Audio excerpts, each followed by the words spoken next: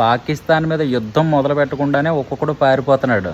మన Indian army ఆయుధాలు చూసి ఒక్కొక్కడికి దడొస్తుంది అనమాట. ఇంకా కాల్చక్కర్లేదు, అవి చూస్తే చచ్చిపోయేలాగా ఉన్నారు నా కొడుకులు. నిజంగా అది అలా ఉండాలి. మోదీ గారు 2 రోజులు అడావుడు చేసేసి కాసేపు కూర్చుంటాడేమో అనుకున్నాం, కానీ మొత్తం పాకిస్తాన్ లేపేదాకా నిద్రపోయేటట్లేడు మనోడు.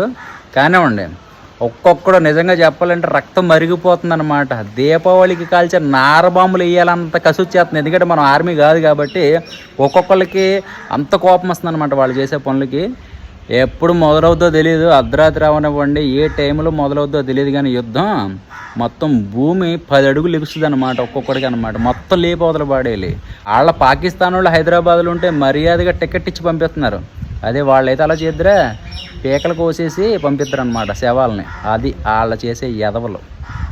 కానివ్వండి, ఒక 2 రోజులు లేట్ అవుద్ది, యుద్ధం గట్టిగా ఉంటుంది అన్నమాట.